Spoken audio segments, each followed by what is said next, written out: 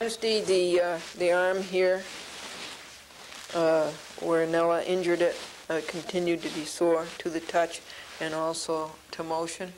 And the bruise on the knee is really a terrible bruise. It's this big, and it's right side of the kneecap. And the Ben-K took the soreness out a lot, and but it was sore to motion, and it was certainly sore to touch. Wednesday was a day of peace, 100% peace. And this is Thursday at 12:45 p.m., and it's been 100% peace so far.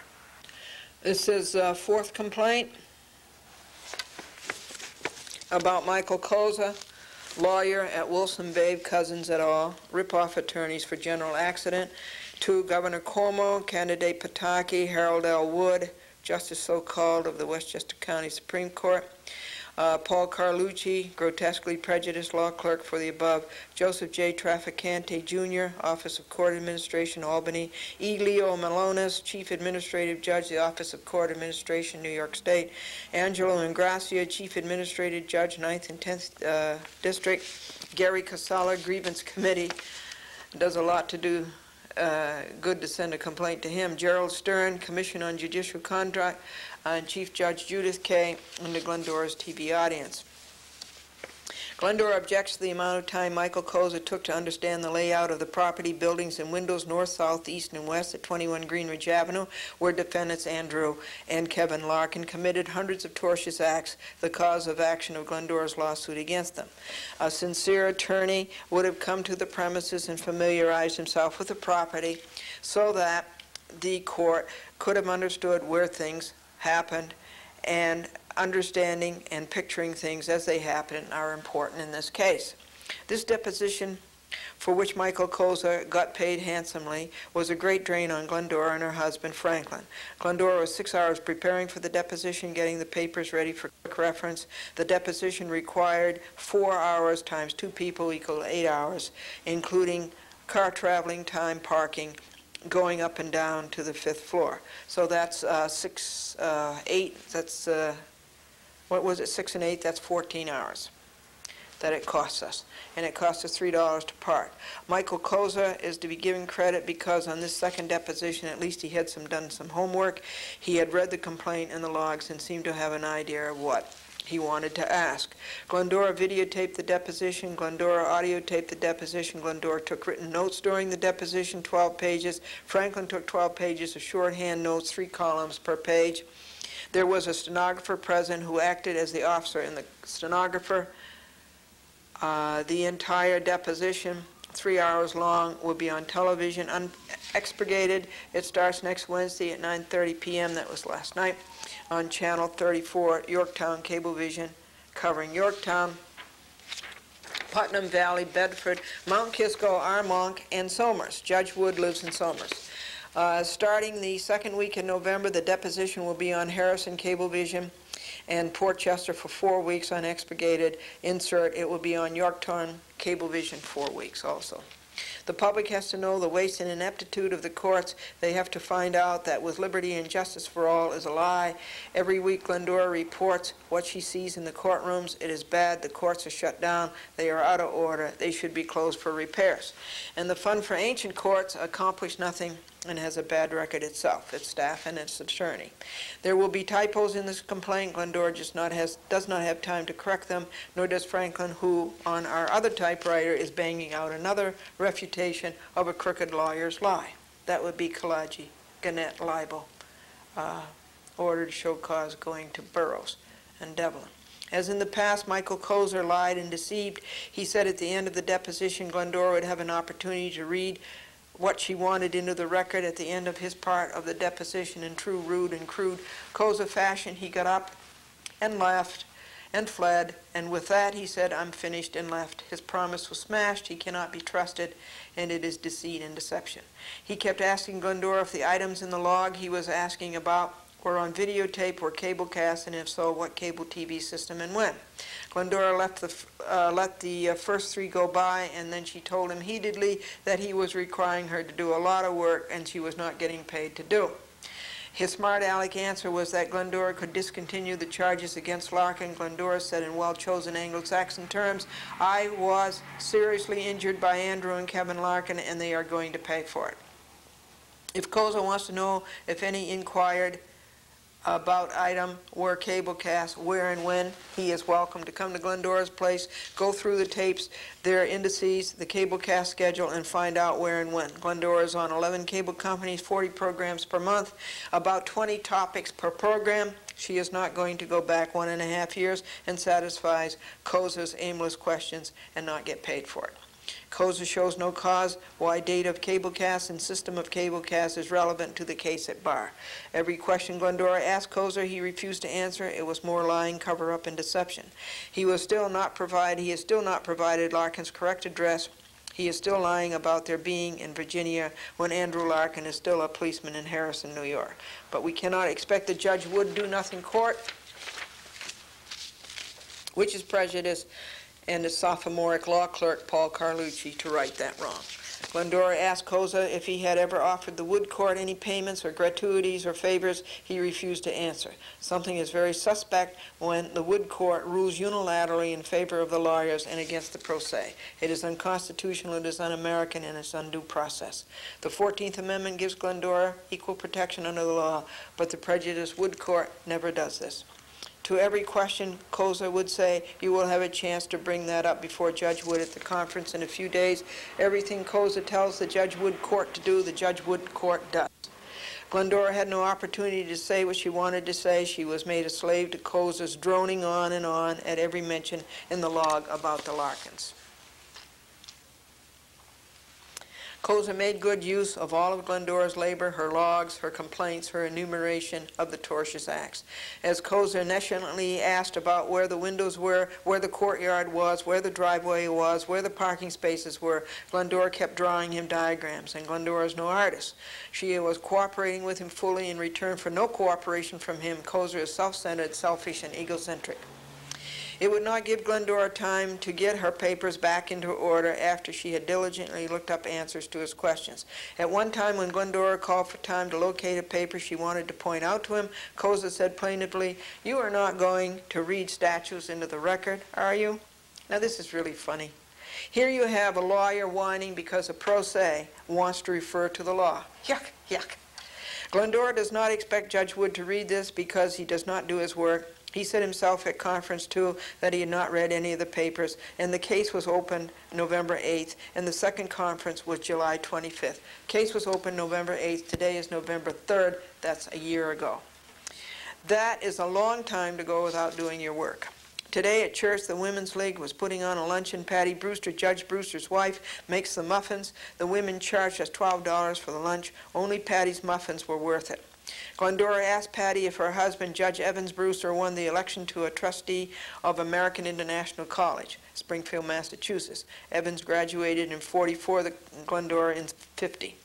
Also, Evans and Glendora went to the same high school in Springfield, Classical High School. Patty said she did not know that they had never heard whether Evans Brewster won the election for trustee of American International College. Glendora did not vote for Evans, mainly because judges cannot be trusted. But Franklin said when he read the alumni news from AIC last week, there was a list of new trustees and Evans was not listed. Glendora asked Patty, "Have you seen Judge Wood lately?" They are quite frequent friends. Patty says, "No, not for a long time." Patty says, "He's a nice man." And Glendora says, "That may be, but he's a lousy judge." The women who got the dinner were all standing around the kitchen church metal-top table, eating their share of the lunch. And as long as Glendora has been going to that church every Sunday for 8 years, she has never seen Evans Brewster come once.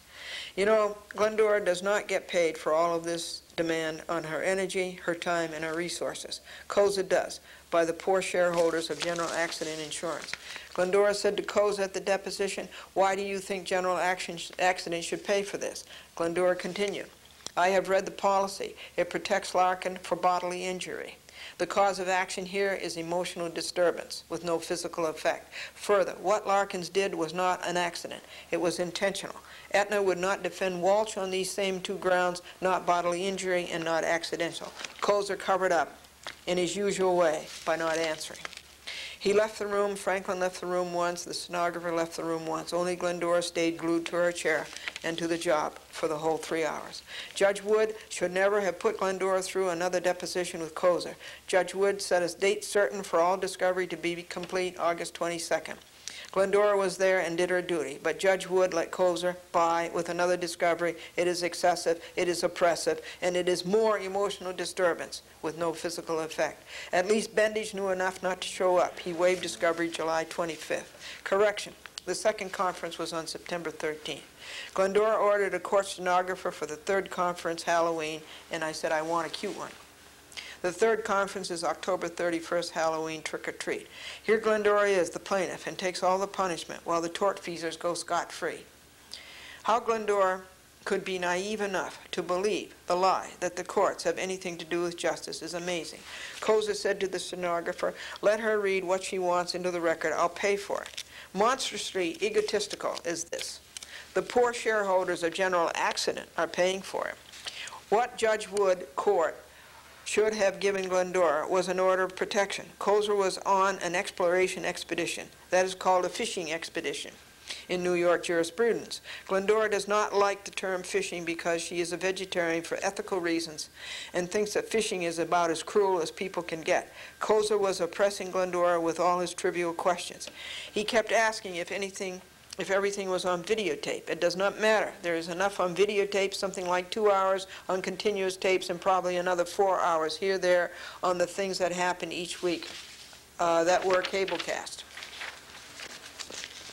His questions should have been put in writing ahead of time, and Glendora would have had the papers in order to answer them. He was way off course to say nothing totally inaccurate about the New York Times article when Glendora won the Cablevision case. He was obviously lying. He said Glendora videotaped these things to have something to talk about on her program. This is asinine. Until all this law-breaking by the Larkins et al., Glendora's programs were about the good things in life. Now it is about fights for rights. She let Kozer know this, but he will just lie again. Wood does not give oral arguments. It is a correspondence school. Glendora, on one motion, stated oral argument requested. Here is how Judge Wood handled that. John Sulich, court clerk, said to Glendora one day, so casually, Judge Wood said to me about the oral argument, if you see Glendora someday, tell her no. Kozer's questions and emphasis and angles were all out of context. They were picked out and stripped of their surrounding circumstances. This is a stupid thing to do. It's also crooked. That's why he did it. But he was only putting in time so he could collect from his client General Accident Insurance. Glendora's detailed logs, hours, minutes, videotapes, audio tapes, television reports are prima facie. Kozer is just wasting Glendora's and the court's time. Glendora minds, but the court does not. One day when Franklin was washing the car, he was abused by the tortfeasors. Guess what Kozer's question about that was? Is that washing your car in your parking space, is that allowed? What a walnut mine. What does this have to do with a case at hand, intentional infliction of emotional disturbance? Kozer said to Glendora sotto voce during the deposition, you'd make a good liar someday. Glendora was furious. She says, I don't want to be a liar. I cannot think of a worse life than to be a liar or a judge. Glendora will not sell her soul like Dr. Faustus. She can at least wake up in the morning and know that nobody owns her soul. Kozer said to Glendora accusingly, did you call Andrew Larkin in Virginia? No.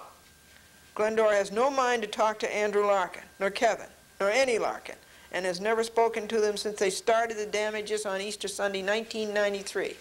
That would be a year and a half ago. Glendora said, who said I did? And Cozy Kozer would not answer. This is sneaky, lying, and all condoned by Judge Wood and his sophomoric law clerk, Paul Carlucci. There's a lot more about this deposition, but I am tired and I have to go on to other things, and so do you. Again, I am sorry about the typos. I do not have time to correct them. Remember, I am not paid for any of my time or labor, and I lose business every day with court injustice. Folks, here's this letter from Judge Wood. And these are all of the people he sent it to, the same people I read to you that I sent mine to. Cuomo Trafficante, Malonis, K, and all the rest. And this letter says, Supreme Court of the State of New York, Westchester County Courthouse, White Plains, New York, Glendora. Upon receipt of your most recent communications. Now this was the complaint against Judge Wood and Michael Koza.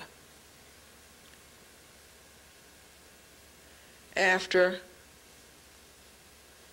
Wood and Carlucci did such an unfair and prejudiced and did such an inadequate and inept job on ruling on the three motions, that Carlucci should recuse himself, that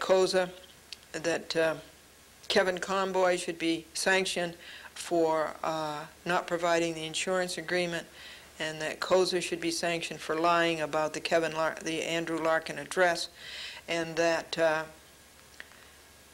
Glendora should be granted default judgment because it took Andrew Larkin, Kevin Larkin, Koza, Michael Koza, Wilson, Bave, and all that crooked gang over there 2 months to answer a summons that should have been answered in 20 days. And it was an obvious default, but the crooked, corrupt, inept Wood clerk, of course, ruled in favor of the crooked lawyers. Upon receipt of your most recent written communications, Justice Wood has asked me to write you. Justice Wood has asked that I communicate to you that your various written communications do not constitute motions, and that they will be filed in the court file in this matter. What is he saying? Obviously it wasn't a motion. If Glendora had wanted to make a motion, she would have put motion and a caption and an index number at the top. How long have they been in the court business that they don't know that? It was a protest Glendora wrote all over New York courtland. It was not a motion. It was just a carbon copy of Glendora's protest to Cuomo, Trafficante, K, et al. Any fourth grader could understand that. It sounds like they are trying to do the same thing, but they do not want you to know what it is. They are trying to say something, but they don't want you to hear what they're trying to say. No answer was required. It was a report as things happened in a bad court with an arrogant law clerk. At least Carlucci was forced to say his name and sign it. At least we got rid of the phony ghostwriting, and this is Halloween. You know, Carlucci called himself the judge's confidential law clerk, and he wouldn't sign his name. But now we finally got him to sign his name. Did I ever tell you two ghosts were talking, and one of them said, frankly, I don't believe in people? Said ghost must have looked for justice in the New York State Supreme Court, Westchester County Courthouse Tower. Bendage is not included in the mailing list. Why didn't Judge Wood write the letter? Glendora still doubts that Judge Wood read her papers. She would like to give him a test, but judges get furious when you ask them questions. That's because they don't know anything. Glendora finds this letter just as dippy as all of the decisions written by Paul Carlucci, sent to you on October 15th. It is not sent to Glendora's TV audience. Wood didn't send his letter to you. To her protest, Glendora adds that another reason judges are so dependent on law clerks, first is that the law clerks do all the work for them, and they don't do the work, is that judges just do not know the law. So that's the second reason that judges are so dependent upon law clerks. They don't know the law. They should spend some time every day just reading the New York statutes. Glendora does, and is up to Book 11, Volume 4B, Article 4, Venue. Following is where Paul Carlucci has violated Article 1 of the CPLR. He is the one who does not abide by the laws of the state. CPLR sections 102, 104, 105, G, and 107. They follow pages 9 on. Glendora is tired of hollow black ropes. Okay. Section 102 of the CPLR. No rule so amended, rescinded, or adopted shall abridge or enlarge the substantive rights of any party. Well, they have abused and abridged my rights repeatedly. Section 103.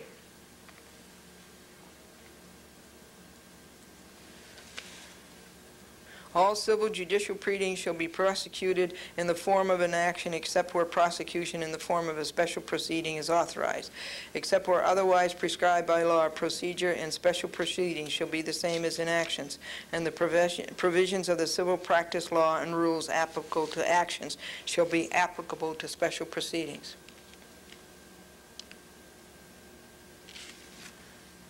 sophomoric law clerk Paul Carlucci and inept Judge Wood really fall down, and that's on construction, CPLR 104. The civil practice law and rules shall be liberally construed to secure the just, I haven't had that, speedy, not that, it's been a year, and inexpensive, it hasn't been that, it's been terribly expensive, determination of every civil judicial proceeding. That's what they should be doing, and they are not doing it.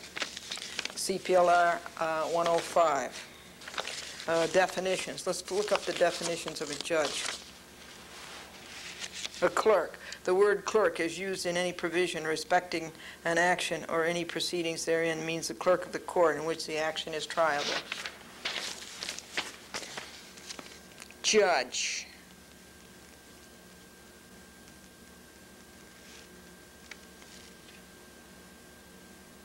Judge. The word court, as used in any provision concerning a motion, order, or special proceeding, includes a judge thereof authorized to act out of court with respect to such motion, order, or special proceeding. 7. The state administrator shall have the power to adopt, amend, and rescind an appendix or forms. Forms adopted pursuant to this section shall be sufficient under the civil practice law and rules and shall illustrate the simplicity and brevity of statement which the civil practice law and rules contemplate. And you remember Carlucci's decision? He went on and on about Glendora's other lawsuits that were unsuccessful. You remember all that? All the spite and the malice? So that's against the CPLR. The law that Wood and Carlucci broke. Rule 320A. The defendant appears by serving an answer or a notice of appearance or by making a motion which has the effect of extending the time to answer. An appearance shall be made within 20 days after service of the summons. Andrew Larkin did not do that. Kevin Larkin did not do that. Michael Koza did not do that. Kevin Comboy did not do that. Alexander Karamitsos did not do that. McGrath did not do that. Odell did not do that. An appearance shall be made within 20 days after service of the summons. And this, their appearance was made 60 days after the appearance of the summons. And of course, the crooked, inept Judge Wood Court rules in favor of the people who broke the law.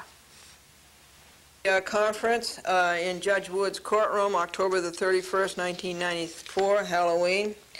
And it's Glendora's fourth protest of the Judge Harold L. Wood Court, and it's called No Good Wood. Judge Wood was 44 minutes late to the conference. The first conference he kept us waiting for 1 3/4 hours, and the second conference he kept us waiting for 1 1/4 hours.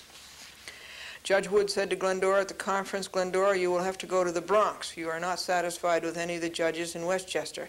That is improper. A judge should never say such a thing." He was trying to sidetrack Glendora, but she did not fall for it. She kept the conference on track. Discovery is over. Certified, trial ready. But Kevin Odell, lawyer for Crooked Wilson, Babe, Koza, Cousins, Karamitsos, McGrath Law Firm, snickered. It was the old boys club again. Glendora did not see anything funny about it. Odell had no business card to give Glendora. She asked twice. That is shoddy. Wood asked, "What is it you want, Glendora?" Glendora said she wanted discovery to be over and for Judge Wood to certify the case is ready for trial.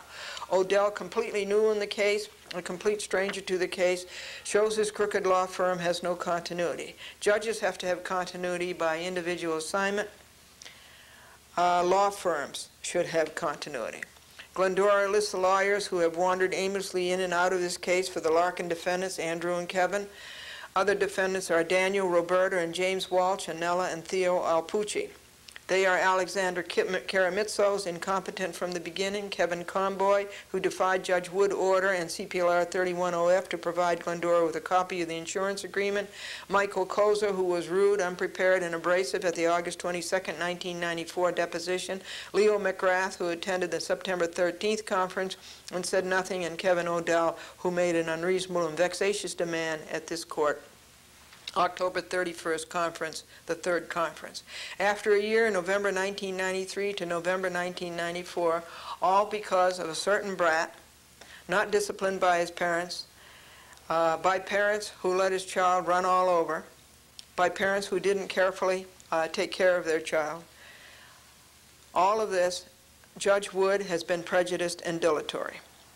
Glendora has not got this case certified for trial readiness. The Wilson mob have tried everything they can think of to delay a trial. They know with Glendora's videotape record and audio tape record, written record, and TV documentaries on the same that they cannot win.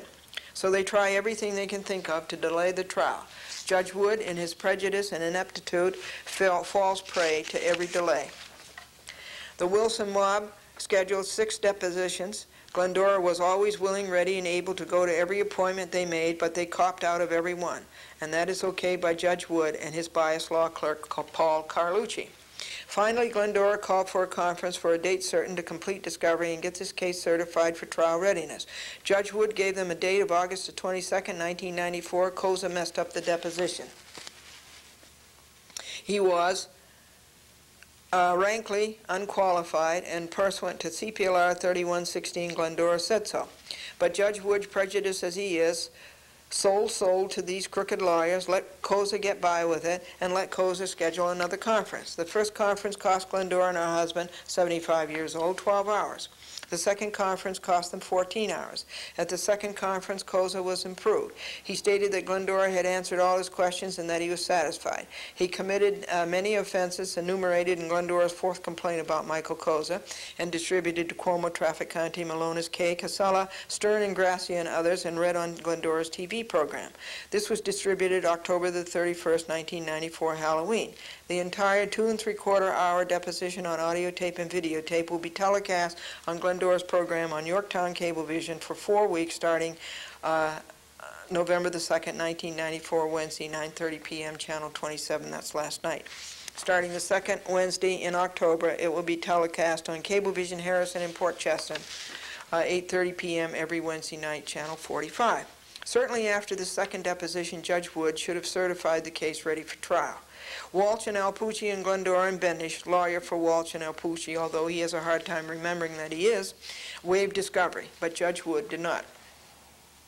Odell made the outrageous demand to see all videotapes and receive all audio tapes. This would take at least 100 hours together. It would cost at least $2,000 to make dubs. It would injure Glendora's ability to run her business at least $10,000 worth. It would take at least $50,000 bond to recoup any damage done to the master videotapes and audio tapes.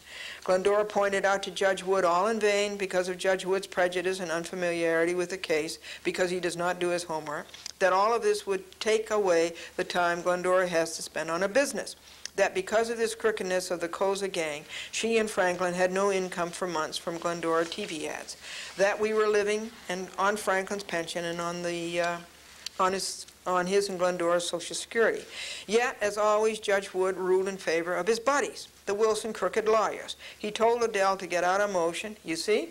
More delay, more siding with the crooked lawyers' attempt to stall the trial and get this before a jury of peers.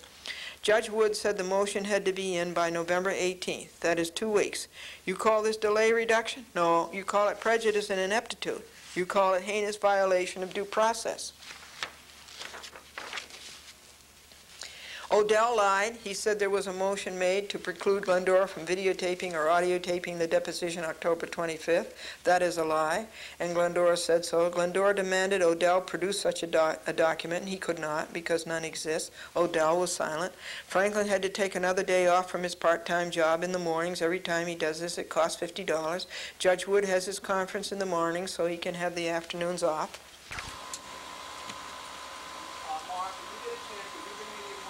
Sure.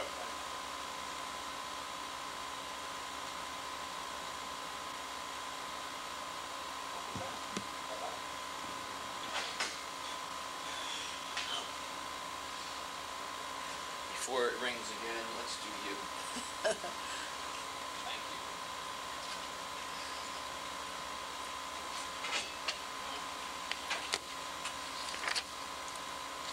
Okay, let me just start where we are now and work my way through. You're here today. Yep. You're not here next week. Yeah, I am. Monday. I'm sorry, you're in on Monday. The following week you bounce back to Wednesday. That's the 23rd.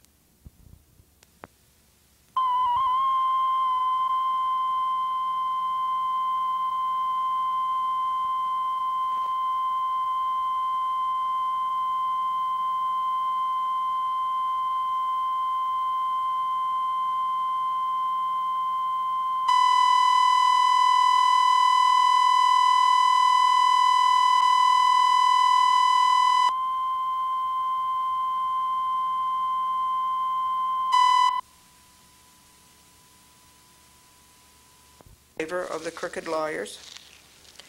Glendora feels it is a corrupt court along with the prejudice and the ineptitude. Insert, there are typos here, but there is just no time left and no life left to correct them and do things right because these lawbreakers have taken all of the time in life along with the lying, thieving, cheating lawyers and prejudice inept corrupt court. Glendora has sent you all a record of the dippy decisions and of the malice and of the prejudice. Here's hate and spite of Paul Carlucci, Judge Wood's law clerk. Judge Wood is overly dependent upon Carlucci because Carlucci does all of his work for him. He is overly dependent on Carlucci because he does not know the law that well.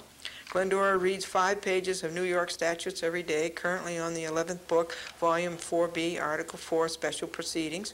She has already found a long list of laws this court has violated, 78 for an Article 78. Or, before the conference was over, Odell got up to leave, and Glendora said, "Where are you going? This conference is not over." And Judge Wood says, "This conference is over." So what do you see? Judge Wood will go against poor pro se plaintiff every time. Glendora's cause of action is the intentionally inflicted emotional disturbance with no physical effect by the defendants. The Judge Wood prejudiced, inept, and corrupt court has tripled the emotional disturbance. Glendora has submitted 800 pages of chronologies of over 900 tortious acts committed by defendants, submitted these to Judge Wood. He has no command of knowledge of same. He does not do his homework.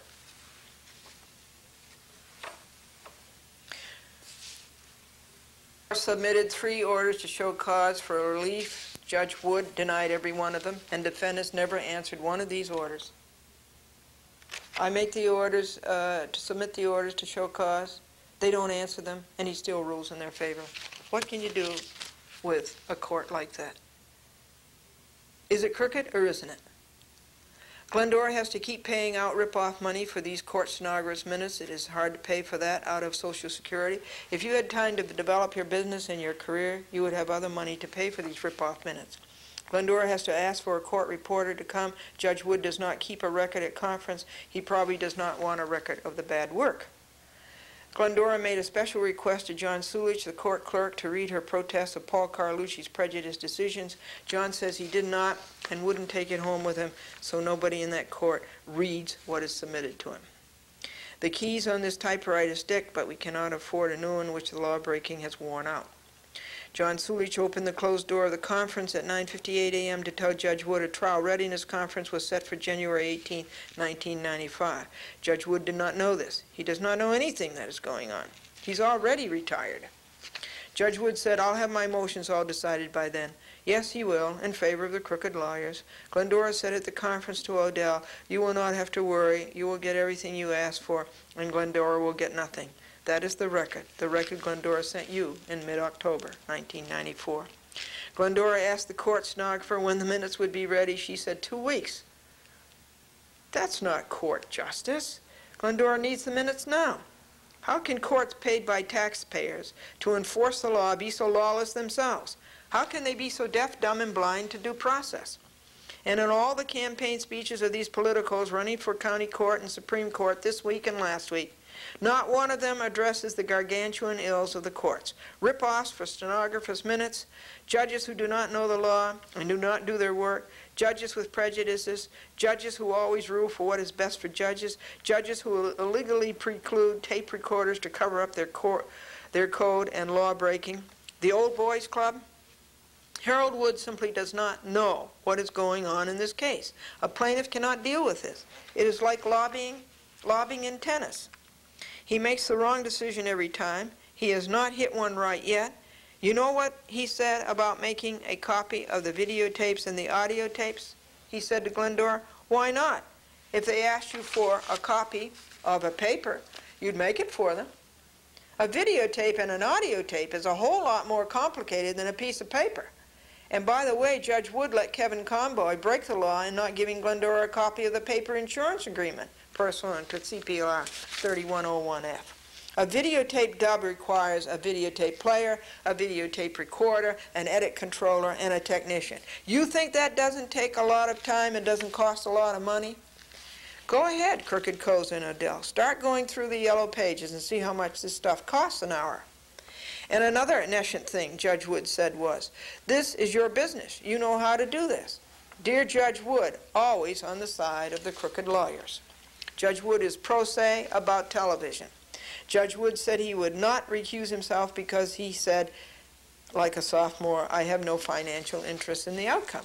There are many other causes for collusion, and there's many other causes for recusal.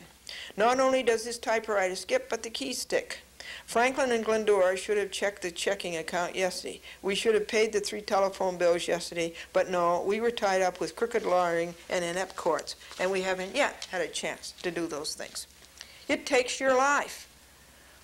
It has made havoc of our lives. You call this with liberty and justice for all? It is a lie. CPLR says the public is supposed to take their grievances to court, but it is a lie. It is a cure worse than the injury.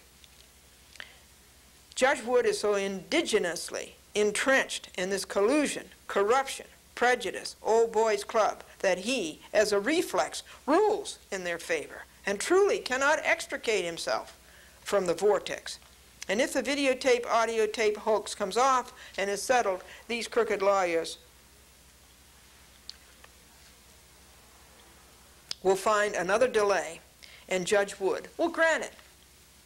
It is an interesting question why these crooked lawyers are able to twist Judge Wood around their little finger every time.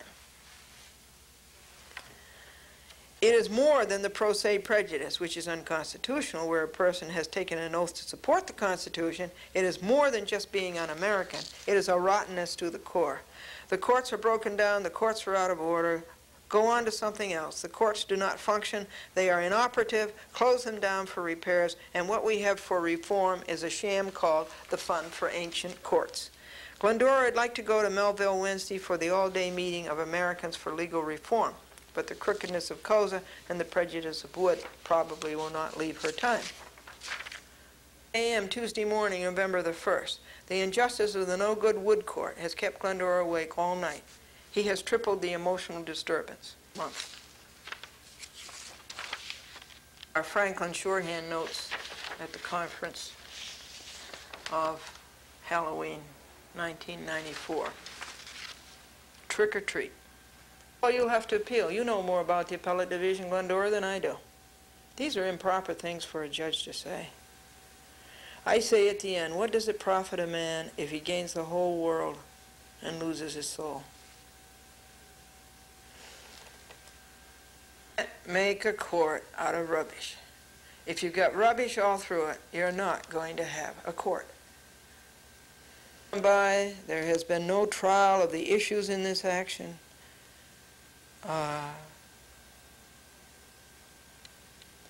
The merits of the case are not being dealt with. And I'm reading to you from CPLR Article 2. Here are Franklin's notes taken from his shorthand. Judge Wood conference with Wilson Babe, Kevin Odell this time, on October 31st, 1994. Judge Wood asked Glendora what she wanted. She said certification for trial readiness. Wood asked, as defendants asked for any documents at deposition. Glendora referred to Bendish, and Wood wondered who he was. Oh, and Bendish, Wood wondered who Bendish was. He couldn't quite remember who Bendish was. Odell said they want copies of all audio tapes and videotapes. Wood said they should make a motion. Glendora protested that would take time and is a tremendous amount of work. Quote, they should have asked for them long ago. Well, that is a big point. They certainly should have asked for those tapes a year ago. A year ago, this action started. A year, they went by without asking for tapes, and now, just to delay the trial, they're asking for tapes. The judge said Glendora can respond to their motion. Glendora said the delay is grossly unfair. Wood did not understand what is involved in making dubs. He seemed to think Glendora could make copies in the twinkling of an eye. Glendora said she doesn't have the facilities for dubbing, that she certainly won't give them the originals, and that Wilson Babe would have to pay the cost, including her time, and that this would be costly. Wood probably has no idea of the number of tapes involved in the time period. He acknowledged he is, quote, not familiar, unquote, with the process. Wood said defendants, quote, have a right to ask, unquote. Glendora insisted the request is, quote, not timely, unquote, that it should have been made months ago. In fact, 12 months ago. Glendora emphasized the judge set August 22nd, 1994, as a date certain for discovery to be completed. Then he granted another date for discovery. The judge said he had a motion before him that the first deposition was not successful. You did not answer the questions to their liking, Judge Wood said.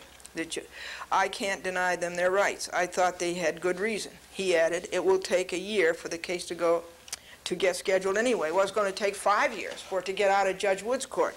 Thank heaven he's retiring next year. Glendora pointed out that the judge always grants the defendant's motions but never grants hers.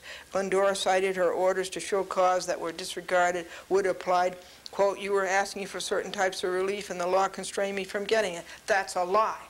The law just did the opposite. The law gave him reasons for granting it. Glendora spoke of the onslaught of the defendants continuing to break laws, 4 laws, over a long period, and of Judge Woods doing nothing to protect her from this. She mentioned that her efforts to get justice from the court is taking time away from her business and efforts to earn her livelihood. And remember, those orders to show cause were not opposed by the defendants. And he still granted to dismiss them. We have not denied how an opportunity to use the court. He says, we have not denied you an opportunity to use the courts, Wood said. Odell, in a lame attempt to suggest the judge sometimes rules against Wilson Babe, said, we made a motion to preclude Glendora from audio taping or videotaping at the deposition, and it was denied. Glendora asked Odell to show the motion, and Odell said, I do not have the papers. The judge said he never saw it, and neither did Glendora nor Franklin, who should have received a copy if such a motion were made. Judge Wood asked that the defendant's motion be submitted by November 18th. Glendora referred to the previous delays and the date certain of August 22nd set by Wood for discovery to be completed. Glendora said Judge Wood and his law clerk are prejudiced and should recuse themselves. Judge Wood said make a motion. Glendora said she had, and the judge said I denied it because I have no financial interest in your case. Judge Wood also remarked that nobody here does anything to your satisfaction. You'll have to go to the Bronx.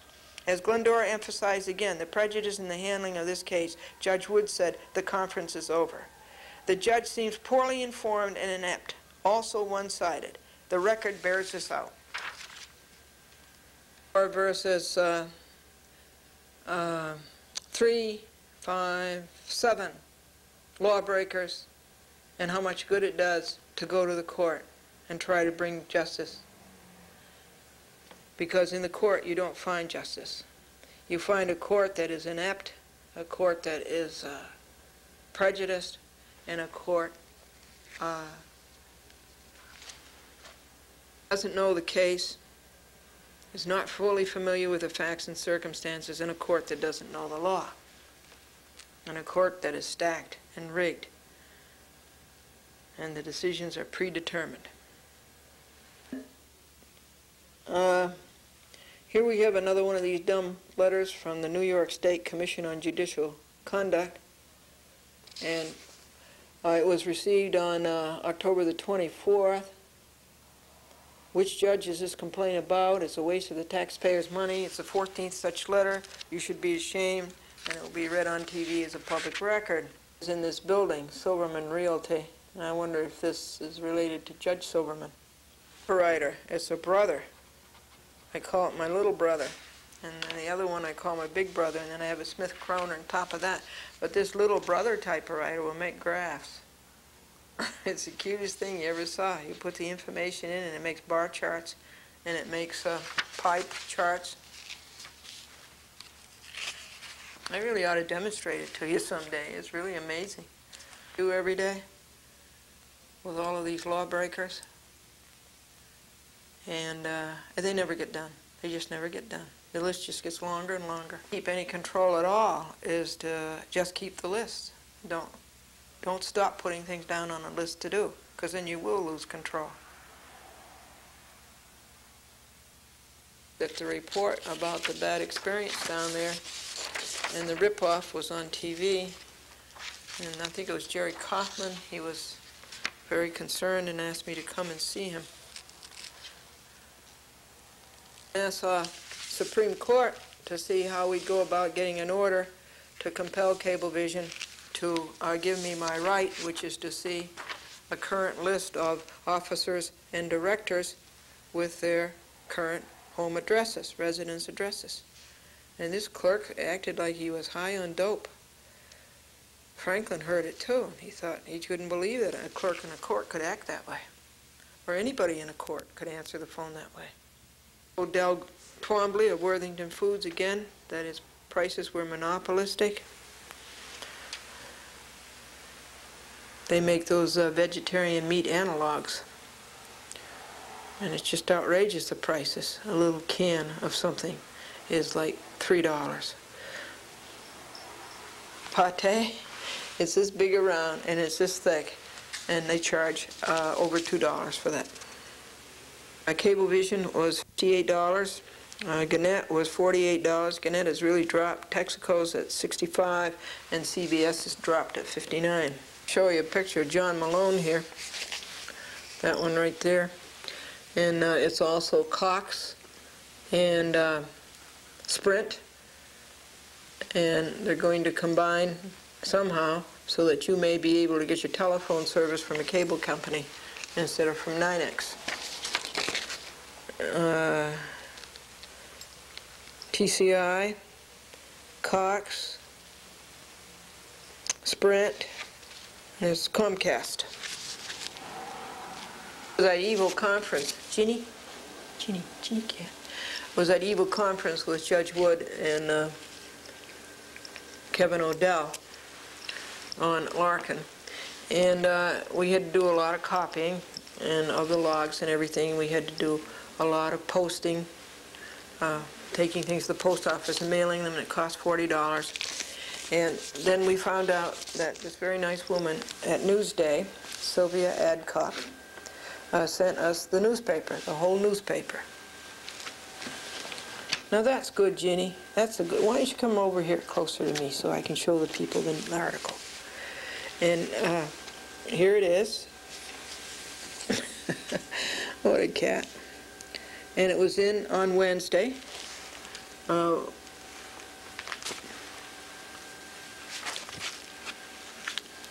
She smells something on my gloves that interests her.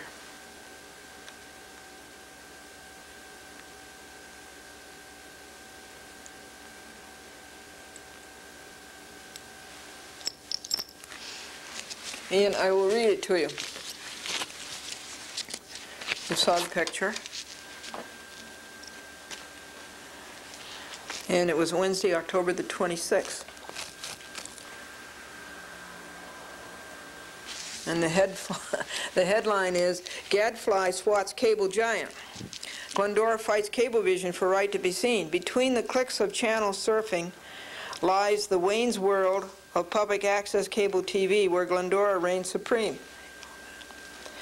Holding court from her White Plains apartment, wearing white gloves and a different hat each week, she launches into a monologue about one of the various lawsuits she's filed. It's a close-up of me. I just talk directly to the people. Sometimes the name of the lawsuit under discussion flashes on the screen, and sometimes she breaks up the legal chatter with a joke. What do you call a miniature guppy? A microfiche. Now everybody all over Long Island knows my joke that I wrote. And sometimes her cat, who likes the warmth of the TV lights, gets in front of her video camera.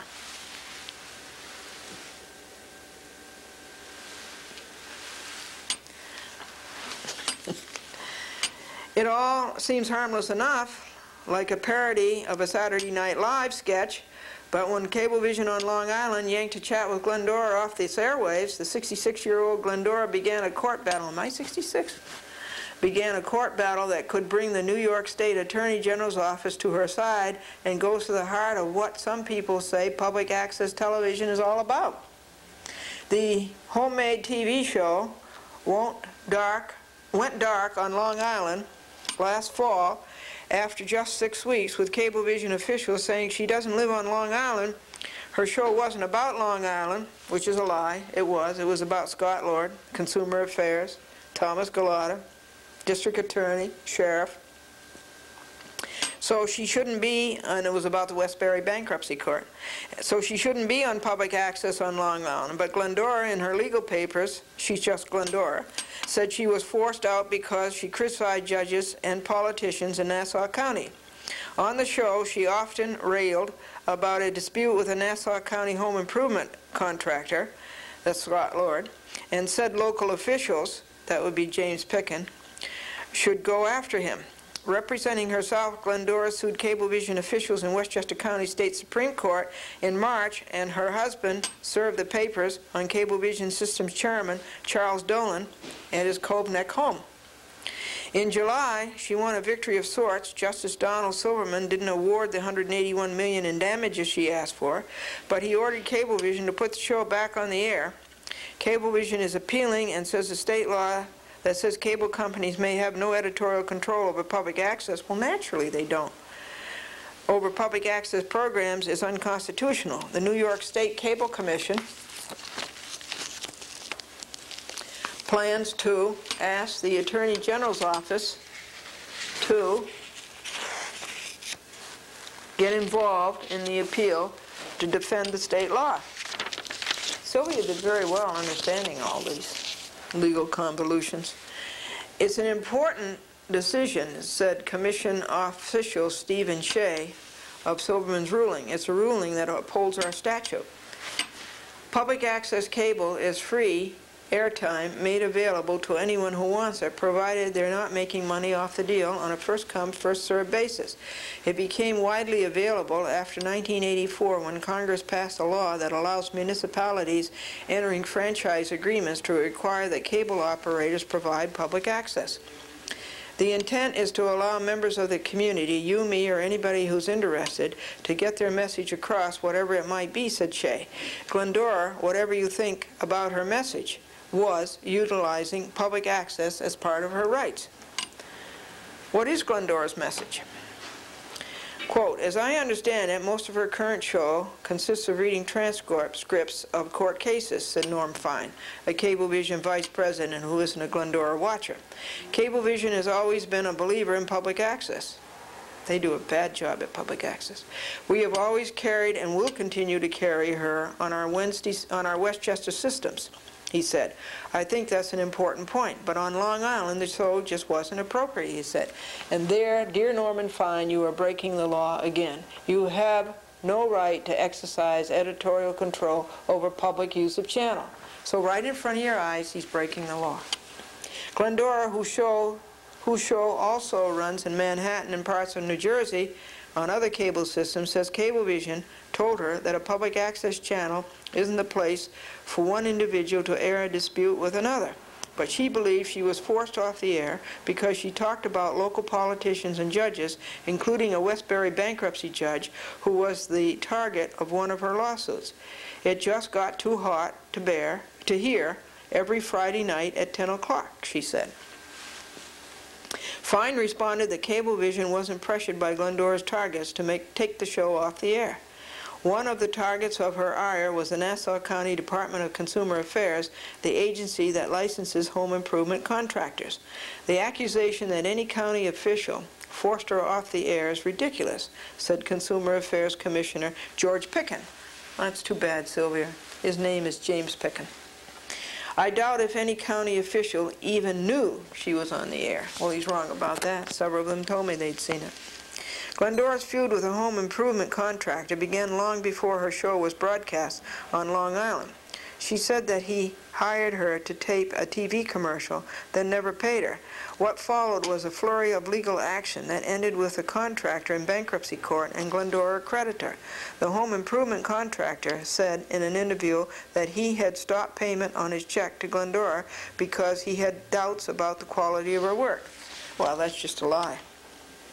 I was telling about it in Manhattan, and then I realized, this is a quote of Glendora, I was telling about it in Manhattan, and then I realized the people of Nassau County need to know about this. Glendora said, so she applied for public access with Cablevision on Long Island and went on the air in September 1993. The State Cable Commission says that whether or not Cablevision considers the show locally orientated is beside the point. Indeed, it is, Norman Fine. The state law is designed to protect free speech, and public access is, quote, kind of like the park bench of this century, Shea said. You don't have to live in Manhattan to stand up on a bench in Central Park and say what you think. cable companies shouldn't be making these decisions on what they think the rules should be. But Cablevision, in its appeal, says its own right to free speech is under attack. Among other things, we have a reasonable right to exert some control, said Robert Kalaji, Cablevision's lawyer. Glendora's show business career began in the 1950s when she went to work for NBC running a mimeograph machine. Later, she had her own children's show, the SS Glendora, broadcast in upstate New York. She began a public access show in 1972, A Chat with Glendora. Once, by the way, that was in upstate New York too, Buffalo. Once had more of an interview format and a Careers Unlimited segment she taped with then NBC President Robert Wright, and got her a spot on David Letterman in 1987. As the case heads for the Appellate Division of State Supreme Court in Westchester, actually Brooklyn, Glendora is back on the air. Parenthesis, she's seen by Long Islanders only in Nassau County and parts of western Suffolk, because she didn't apply for public access in Cablevision's other two systems. Well, we are on one of those other two systems. That would be East Hampton, Amagansett, and Montauk. There are no Nielsen ratings in public access, but she says she hears from viewers who call the phone number that sometimes flashes on the screen. I think it's there all the time, isn't it? I know people watch, she said. Last night I had 2 phone calls. And that's the end of the story. And the week after that, we had 8 telephone calls, all from Nassau County. Here, did you like that story? Let go of the desk and look at the people. Let go of the desk and look at the people. Did you like that story? You just don't want to be disturbed. She's got her room sign, do not disturb. There have been so many articles about this Glendora beats Cablevision. That's the one in multi-channel news. And here's the one in the Westchester Law Journal about it. And here's the one in the New York Law Journal about it. And here's the one in the New York Times about it. Let's see what multi-channel news says about it. Cablevision loses first round in access law test. Cablevision Systems, as written by Reginald Tucker. Cablevision Systems Corporation has yanked a program from a local channel in Long Island, New York, testing a law prohibiting cable companies from refusing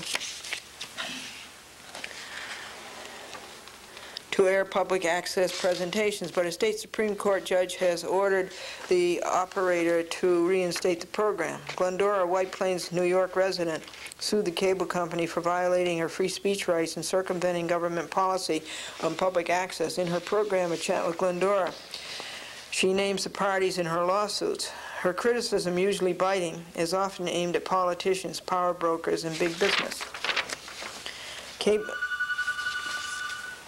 Cablevision cited Glendora's non-Long Island residency as the main factor in a decision to drop the program. Well, that's stupid. They don't know the law. But the system did air her show for 6 weeks prior to its cancellation. We are a leading company in the area of public access in Long Island, but Glendora is not a resident here. Well, Cablevision is not a leading company in the area of public access. They're one of the worst. It took a while before someone realized that, Norm Fine said. He is very proud. He clings to his Cuban heritage, and he waits for the day he can go back to Cuba. His father was superintendent of schools for that. His father was a big shot, and then they had to go to Canada.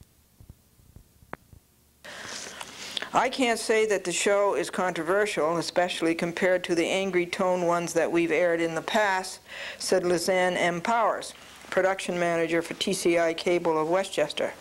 She said that there hasn't been any public outcry there against A Chat with Glendora, which debuted in the system in 1986. but added that she could understand how operators would be uncomfortable with the show airing details of court cases naming the parties involved. The New York State Commission on Cable supported the court ruling. The judge's decision, quote, reaffirmed the legitimacy of public access, recognizing the practice as something that should be fostered, unquote, said William Finneran, chairman of the commission. Despite the court ruling, however, Cablevision has delayed reinstating the show pending an appeal. The company asserts that the statute infringes upon its constitutional right to free speech. Although Glendora won the suit, she said that she will appeal the judge's decision dismissing her claims for monetary damages.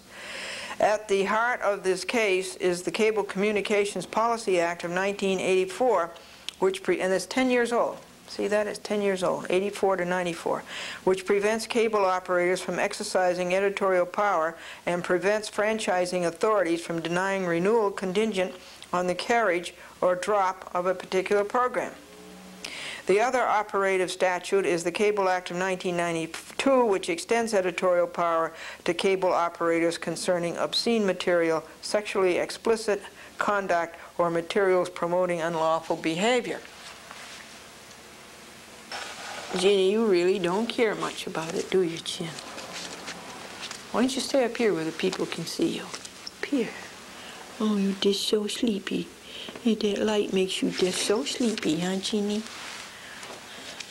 Lincoln is a mess. It's really been ruined. It bucks all the time. And so we ordered a distributor. I'm going to pay for the distributor and a coil. And Rick is going to put it in for nothing, or rather not charge. And I said, are you sure, or do you think that this is going to get rid of the bucking? You sure that it isn't a wire, or it isn't a processor, or a computer, or it isn't a sensor?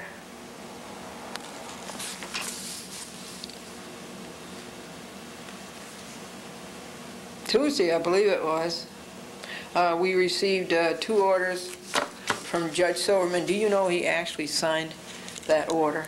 Do you know he actually signed an order to rob me of my costs? Do you know he actually broke a law, CPLR 8401, that a prevailing party is entitled to costs? Well, I will, and the other party, Cablevision, never showed irreparable harm. You know, how can you have an order to show cause to enjoin me from collecting my costs when they never showed irreparable harm? And he completely ignored my motion that he recuse himself because of his hatred of Glendora. So I will just take that and all of the reasons for his not signing such a stupid order. I will just take that and send it to the appellate division and ask them to vacate it. But he did sign my application to change a typo. I had Cable Systems Corporation instead of Cablevision Systems Corporation. And you remember when he was so angry in the hall, and then when he was so broke every judicial canon there was, and said, I asked him, did you sign it? And he says, no, I didn't sign it, and I won't sign it either. Well, he ended up signing. He does that all the time. You know, I've seen him do that in court so many times. He'll give somebody a sanction, and then he'll take it back. Like he cited me for contempt, and then at the end he took it back. So I don't have to, and this is also the sneaky, crooked order that Kalaji snuck in there about the gag order that I won't be able to talk to Charles Dolan or John Tata or anybody else. Well, I'll tell you something, John Tata, and I'll tell you something, Charles Dolan. You can get your news right over television here. I won't have to send it to the mail to you. And I've got a good one to tell you coming up next, folks. Another law broken by these Cablevision tortfeasors. First, I want to show you the alumni news from American International College. And it says here that Glendora, class of 1950, writes, did you see Glendora spots on the NBC television network and the CBS television network, coast to coast? There were 10 of them on Family Feud and 17 of them on Concentration. And here is Crawford Lincoln, an old boyfriend of mine, and he's even older now. He went to Yale. He graduated from Yale in 1950, when I graduated from American International College in Springfield in 1950. Pushing next week, I have to write it yet, on asking the appellate division to vacate that stupid order that Judge Silverman signed. I'll tell you about a few more. You know, what dumb thing did Cablevision do this week, and what laws did Cablevision break this week? You know that they've broken the two laws, the censorship on the state level, the state law on that, and the federal law on that. And then they broke the CPLR 8401, that a prevailing party is entitled to costs. Okay, well, when I came back from Suffolk County yesterday, and I drove back from Hauppauge down the Long Island Expressway and up onto the Northern State, I found my way through all the jumble of exits there and all the several Oyster Bay roads. I found my way to the Cablevision headquarters at 1 Meteor Crossways, which is in Woodbury. And I went in, and it was 3 o'clock, and I had my recorder, and I went in and I asked the receptionist, Maria, to see the current list of officers and directors with their residence addresses. And well, she didn't know whom to call in there around, and she fooled around with that for about 6 or 8 minutes, and I was watching Channel 12 News, and I heard that they have a new publisher for Newsday, and the new publisher comes from the Hartford Courant. It's so ridiculous to call a CEO and publisher a CEO of a newspaper. That's ridiculous. Newspaper is not supposed to be an industry. And she didn't get anywhere, and I kept asking and kept asking, and then she went off, and another person came on, and I kept asking and I kept asking. They were obviously, you know, doing the old Cablevision thing of lying and covering up. And so a man came through the door, and he was all dressed up in a suit and tie, and he looked very nice. And the man says, "Glendora." And I said, "Are you Mr. Astorita?" And he says, "Yes." And I says, "I don't remember you as being that good-looking, Mr. Astorita." He certainly is good-looking. And so I said, "I'm here to see the list that I just told you about, and also see the list of stockholders." He says, "Well, I understand that's being taken care of." And within 3 or 4 minutes of wasted time, and I've got a lot to do, and I'm a long way from home, and I've got to do many things. And so 2 or 3 or 4 minutes later, a man came down the stairs very slowly, and he looked at me, and he sort of smiled, and he says, "Glendora." He says, "I'm David Deitch." And I said, "David Deitch? How come you're not hiding behind Abigail?" That's his secretary. He says, "Oh, I don't hide." And I said, and I made my demand again, a list of the officers and directors and their current addresses. Good looking. Yeah. No, I'm not. I need a current list of the shareholders. I want to see a current list of the shareholders. Who have you spoken to? Marie. Marie? Yeah. And I've been here 20 minutes. Okay. How are you? I'm fine. I'll check. I'm being told that's being taken care of. Oh, you are? It is being taken care of? Yeah. Because I have to go, Mr. Astorita. Okay. I have to hurry.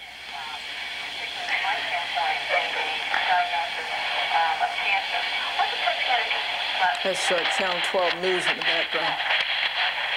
I think the time is up. It's 3:20 p.m. The reception just said she'd call again. I gave him until 3:20 p.m.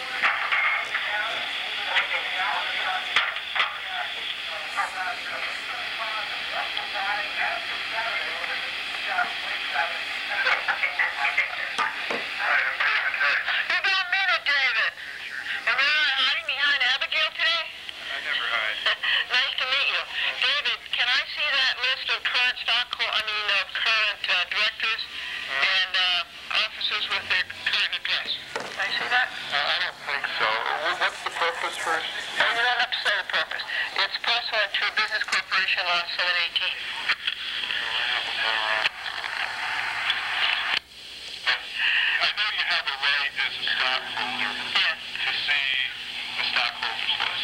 Yeah, I know that, and I also have a right to see this other thing I'm talking about, but you apparently aren't going to let me see it, and I'm in a hurry. So let me see the stockholders list, please. Again, I'd like to know the purpose. No, you don't. I don't have to tell you the purpose. That's right in the law, David. You know the law better than that. You can't ask me that. But I don't have to tell you. May I see it? Actually, under the law, as I understand it, we can demand an affidavit you have set it forth. No, it's supposed to be available on call. No, I don't think so. All right, then this is David Deitch. You just heard his answer. The time is what? 3:20. What is it? 3:24. Right. Okay, you're refusing to show me the shareholders list. No. David, it's just like the other stuff. You were wrong there when you said I had to give you reason, and I did. Right. We've always liked to be helpful to our no, you're not being helpful. What you're doing is breaking the law. I wish you had to see a list that includes people's homes, addresses, information. I want to know the purpose. I've already asked for this 6 times, and I put it in writing. David, you want to go on record as breaking the state law? I don't believe I'm breaking it. Oh, but you are now. You go right upstairs and read it. Okay, now, you're refusing to give me the shareholders list, and you're refusing to give me the list of current directors and officers and their home addresses. You're refusing both of these things. You hear that, folks? Unless I can give him a reason. You are breaking the law. It doesn't matter what you think. The law doesn't think. Okay, that time is 3:25 p.m. And the date is November 2nd, 1994. Tuesday, Cablevision has broken in its arrogance and its stupidity, just the way they broke the other laws. In their arrogance and in their stupidity. They are breaking these laws.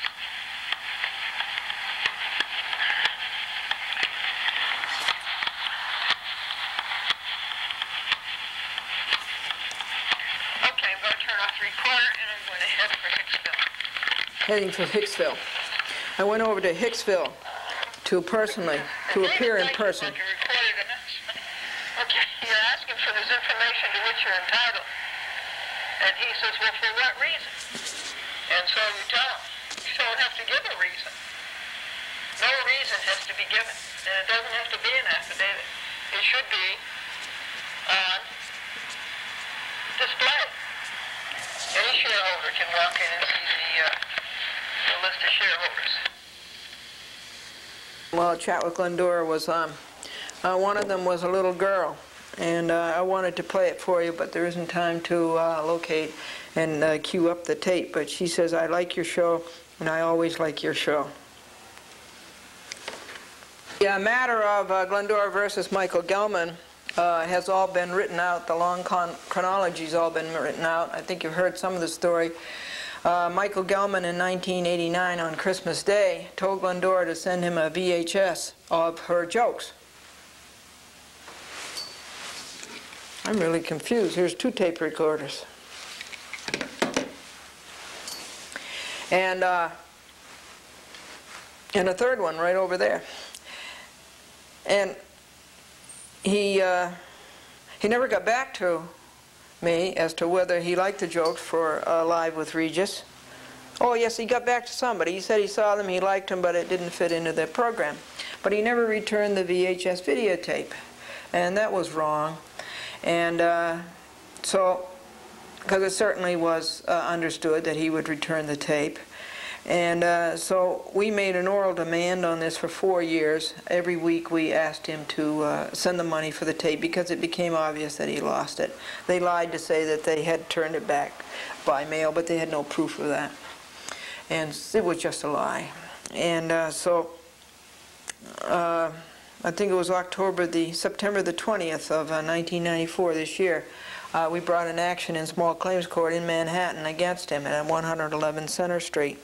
And then Franklin went up and tried to serve the subpoena, and you know how he dodged that. And he's dodged everything ever since. And so November 1st, Tuesday night, 4:30, Franklin and I left for Manhattan, and we went to small claims court, and we got there, and we waited in line. It's really a good court. Let me tell you, that's a good court. The clerk calls, there were 300 people there. and the clerk calls out the names, and he disposes of them either as to dismissed, or as to an arbitrator, or as to an application, or as to be heard by the court, that means trial, or as to adjournment, you know, whatever. And so I was ready and willing to take an arbitrator. An arbitrator, if you go before an arbitrator, that's a lawyer who's volunteering his services, but there's no appeal. The decision is final. So I've never taken an arbitrator before. Well, once I did, and it worked out very badly. And so, but in this case, I would, because I don't want to keep going down to Manhattan. And so, guess what? We didn't think that he'd ever appear, being a service fugitive, such as he is, and a law fugitive. And a woman stood up and said that she would not want an arbitrator, she wanted an application. So we went before this man. His name is Judge O'Connor. And we went before him, and I said, "Good evening, sir." And he said, "Good evening, Glendora." And right away, she wouldn't go for arbitration. And she says, "This is a recovery of chattel, and the statute of limitations is over. That's in 3 years." And I said, "Oh, no, Your Honor." I said, "By CPLR Article 2, this is a contract, and the statute of limitations is 6 years. And this has only been 5 years." And so right away, Judge O'Connor sided with me, and he says, "Yes, this is a breach of contract, oral contract." And she says, "Well, I want to make a motion."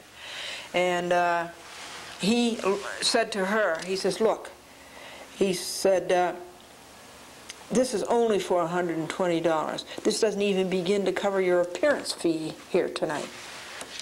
And she said, and she pressed on this motion, and she said that, what was this other thing that she wanted?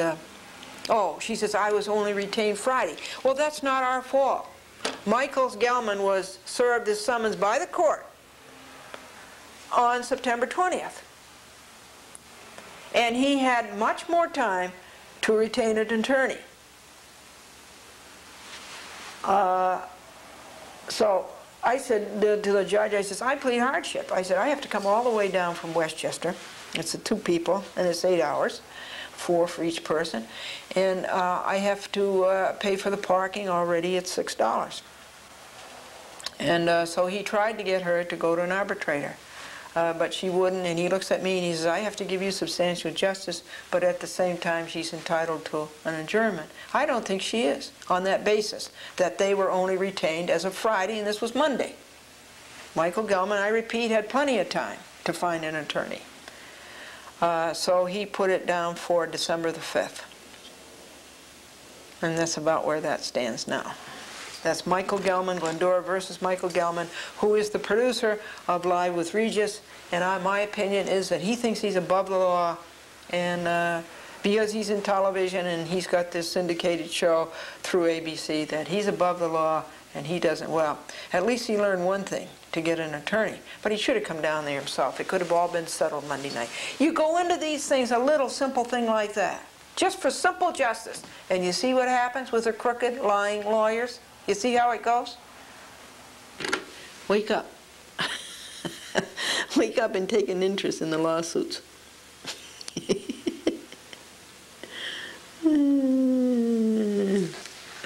Okay, it's time to tell some jokes here. Are a comfort to you in your old age, and that they certainly will help you reach it faster. And Billy says about his parents, he doesn't understand his parents. He says, if I'm noisy, they spank me, and if I'm quiet, they take my temperature. Chinese make it an invariable rule. At the beginning of every new year, they settle all their debts. "Well, that's okay," said Ed. "They don't have Christmas a week before." Blackboard, I pray for all. The lawyer wrote on the blackboard, I plead for all. And the doctor wrote on the blackboard, I prescribe for all. And the consumer wrote on the blackboard, I pay for all. A Chinese tourist wrote home, an American university is a vast athletic association where, however, some studies are maintained for the feeble-bodied. And Claire says, you can always tell a man from Harvard but you can't tell him much. Carl asked his physics professor if he was one of the 3 men in the world who understood Einstein's theory of relativity. And a cloud came over the professor's face, and Carl, the student, says, "Oh, I'm sorry, sir, I know how modest you are." The professor says, "It isn't that, I'm just trying to figure out who that third person is." You take care. I believe this is all that happened on A Chat with Glendora on the week of October the 27th to the week of, to today, November the 3rd. And just one goodbye to Ginny. One goodbye to Ginny Cat.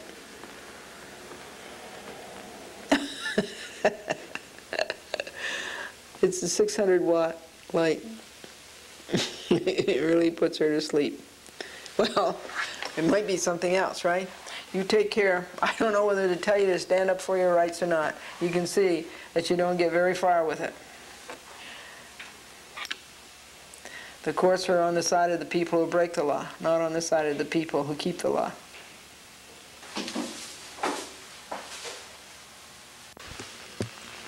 It came in Friday night, 10 p.m. when A Chat with Glendora was on Channel 25, Nassau County, Babylon, Islip, and Huntington. So let's press the volume, turn up the volume, and press the smart button. And what day was that? October 20. Glendora, this is the store of Captain Hooks at the South Street Seaport. My name is Joe Hook. I represent the owner of the store. And I'm in a legal battle with the developer called the Rouse Company. I've been in the newspaper approximately 15 times, and I've been on TV 5 times, dealing with the major developer of the South Street Seaport for not having made the South Street Seaport a maritime area. I'm suing them in state Supreme Court. I thought maybe you could show some, this will help me out in a situation like this. I'm a little guy. I'm not a big company. You can get me at Master. Ran out. So I had to go set that up to be charged and then put in the AC. So let's see if we can get these calls back again.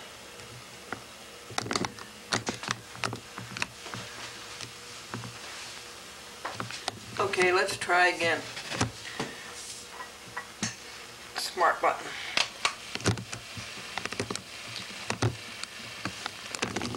Seaport.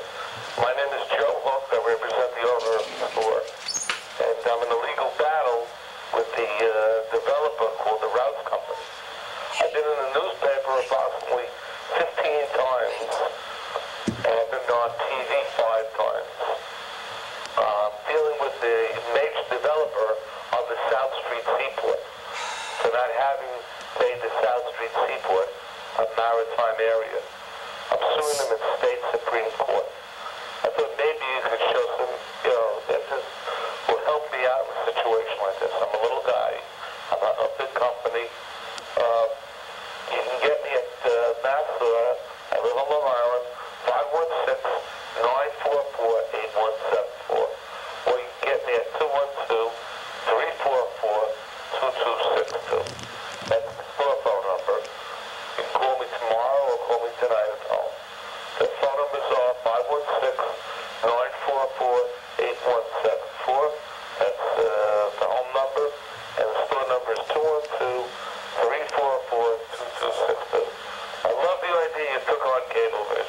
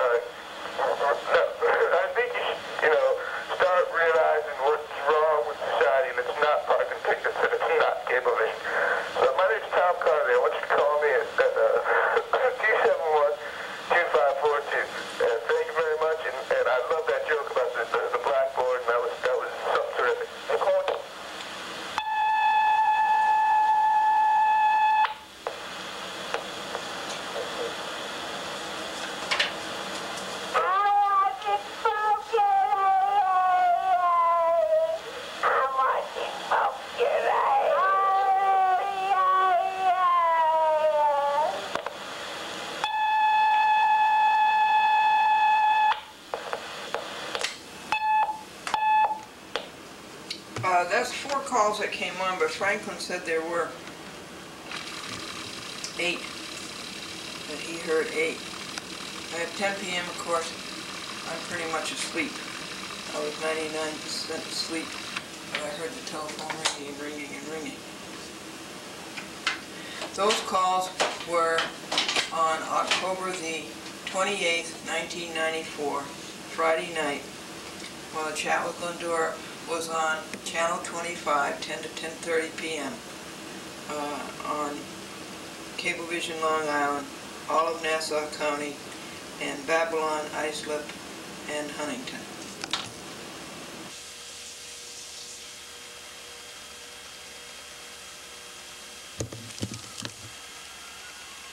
He took a picture of me here and Franklin there, and we had our bucket full of water, and we were scooping out water and pouring it over the engine. Isn't that beautiful? Because we just put engine bright on it to clean it out. And then he walked down here. He purposely came out to do this. And he walked down here, and then he turned around, and then he took another picture from here. Or at least the camera made a sound as though we were taking a picture. And then he took another picture from here. And then I told Frank I'm going inside and get the video camera. And I walked along here, and he walked along beside me and took pictures of me as I went down the walk. And then, as I went in the door to get the camera, he got into the red truck and left. There's nobody up there now.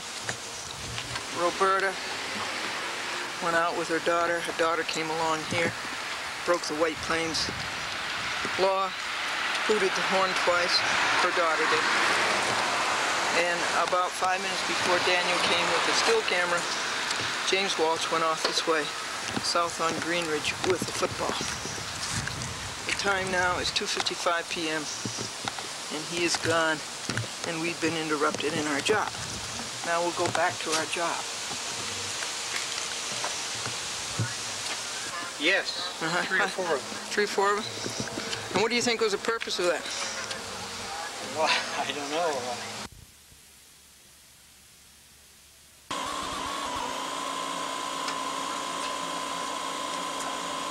This is your tape here. That's wonderful. I can take